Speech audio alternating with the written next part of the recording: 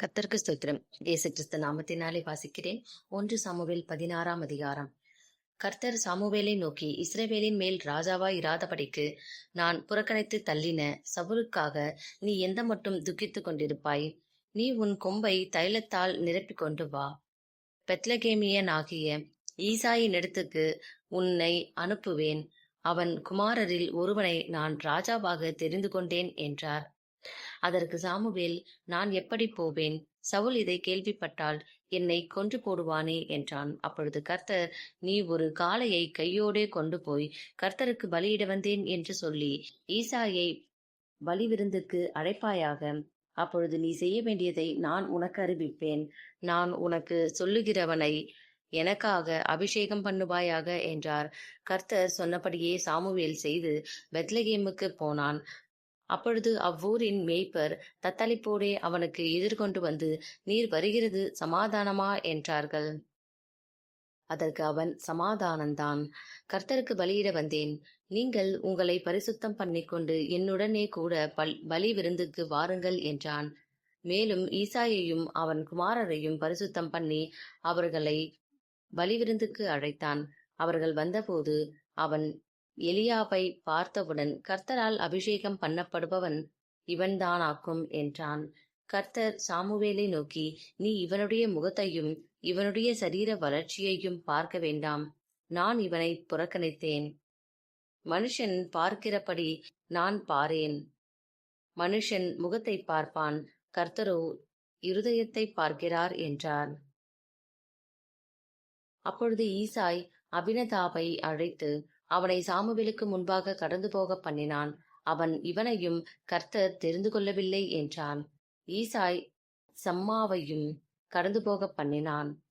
அவன் இவனையும் கர்த்தர் தெரிந்து கொள்ளவில்லை என்றான். இப்படி ஈசாய் தன் குமாரரில் 7 பேரை சாமுவேலுக்கு முன்பாக கடந்து போக பண்ணினான்.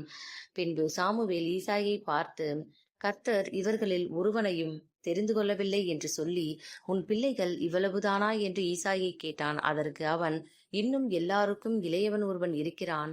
அவன் ஆடுகளை மேய்த்து கொண்டிருக்கிறான் என்றான்.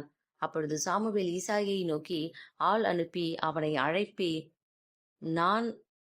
அவன் இங்கே வருமட்டும் நான் பந்தி இருக்க மாட்டேன் என்றான். ஆள் அனுப்பி அவனை அழைப்பித்தான். அவன் சிவந்த மேனியும் அழகிய கண்களும் நல்ல ரூபமும் உள்ளவனாயிருந்தான். அப்பொழுது கர்த்தர், இவன்தான், நீ எழுந்து இவனை அபிஷேகம் பண்ணு என்றார். அப்பொழுது சாமுவேல் தைலக்கொம்பை எடுத்து அவனை அவன் சகோதரர் நடுவிலே அபிஷேகம் பண்ணினான். அந்நாள் முதற்கொண்டு கர்த்தருடைய ஆவியானவர் தாவீதின் மேல் வந்து இறங்கி இருந்தார். சாமுவேல் எழுந்து ராமாவுக்கு போய்விட்டான். கர்த்தருடைய ஆவி சவுலை விட்டு நீங்கினார். கர்த்தரால் வரவிடப்பட்ட ஒரு பொல்லாத ஆவி அவனை கலங்க பண்ணி கொண்டிருந்தது. அப்பொழுது சவுலின் ஊழியக்காரர் அவனை நோக்கி, இதோ தேவனால் விடப்பட்ட ஒரு பொல்லாத ஆவி உம்மை கலங்க பண்ணுகிறதே. சுரமண்டலம் வாசிக்கிறதில் தேறின ஒருவனை தேடும்படிக்கு எங்கள் ஆண்டவனாகிய நீர் உமக்கு முன்பாக நிற்கிற உம்முடைய அடியாருக்கு கட்டளையிடும். அப்பொழுது தேவனால் விடப்பட்ட பொல்லாத ஆவி உம்மேல் இறங்குகையில் அவன் தன் கையினால் அதை வாசித்தால் உமக்கு சௌக்கியம் உண்டாகும் என்றார்கள்.